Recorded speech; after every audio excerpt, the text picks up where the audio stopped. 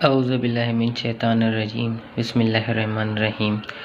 Multiple choice question MCQs class 9th जिसका part 2 हम आज स्टार्ट करेंगे। 11 each of supplementary angles can be.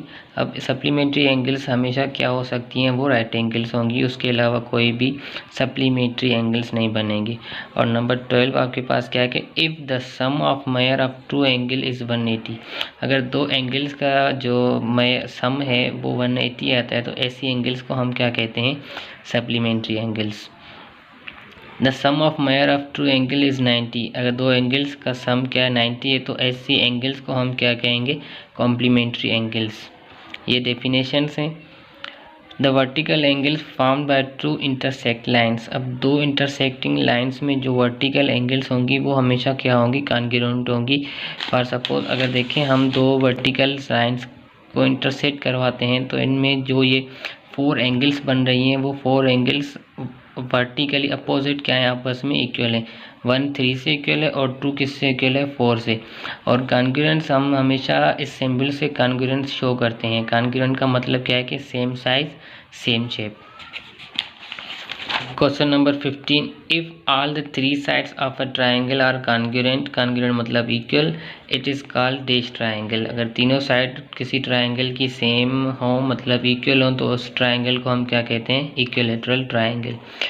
If two side of triangle are congruent, अगर दो साइडें क्या हो, इक्वल हो, तो ऐसे ट्राइंगल्स को हम क्या कहते हैं, isosceles triangle. Number 17 if the 3 side of triangle are of different length, अगर तीनों साइडें ट्राइंगल्स की डिफरेंट लेंथ की हैं तो ऐसे ट्राइंगल्स को हम हमेशा क्या कहेंगे, स्केलिन। मतलब तीनों साइडें आपस में इक्वल नहीं है तो ऐसे ट्राइंगल को स्केलिन ट्राइंगल्स कहा जाता है।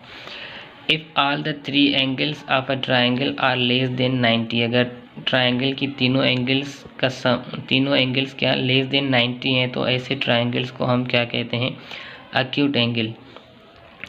If one angle of a triangle is greater than 90, अगर ट्राइंगल्स की तीनों एंगल में एक एंगल 90 के ग्रेटर है तो ऐसे ट्राइंगल्स को हम क्या कहते हैं, ऑब्ट्यूस एंगल।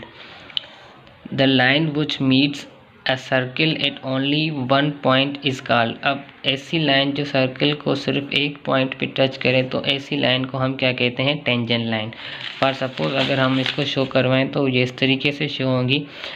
इस सर्किल्स में हमने 3 लाइनें ड्रा की, तीनों लाइंस देखें एक पॉइंट पे टच हो रही हैं सर्किल से, तो ये तीनों लाइंस, हम इन तीनों लाइंस को क्या कह सकते हैं, ये हमारे क्या हैं, टेंजेंट लाइंस हैं। L1 भी टेंजेंट्स हैं, L2 भी टेंजेंट्स हैं, L3 भी टेंजेंट है, क्योंकि ये सर्किल के तीनों अलग अलग पॉइंट्स पे टच हो रही हैं।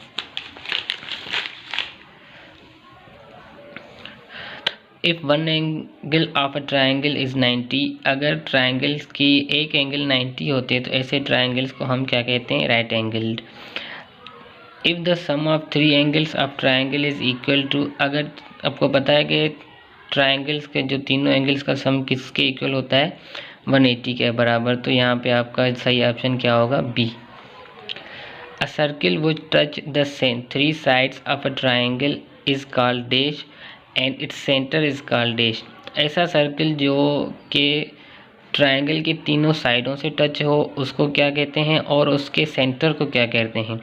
तो पहले हमने एक MCQ पढ़ा था, उसमें वर्टाइसिस का जिक्र था, इसमें साइडों का जिक्र है। तो साइड और वर्टाइसिस दोनों में फ़र्क है।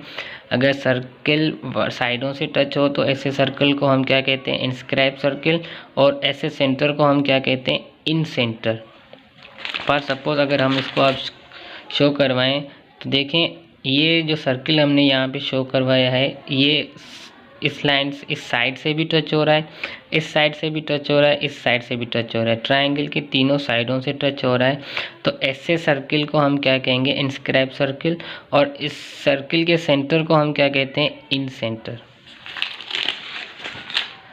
नेक्स्ट आपके पास है the sum of all angle of quadrilateral is. Quadrilaterals की जो एंगल्स होती हैं उनका सम कितना होता है, वो 360 के बराबर होता है, क्योंकि क्वाड्रिलेटरल्स में जो 4 साइडें होती हैं और 4 साइडेड की जो इंटीरियर एंगल्स होती हैं उनकी जो सम होती है वो 360 के बराबर होती है। ये क्वाड्रिलेटरल्स की डेफिनेशन में आती है।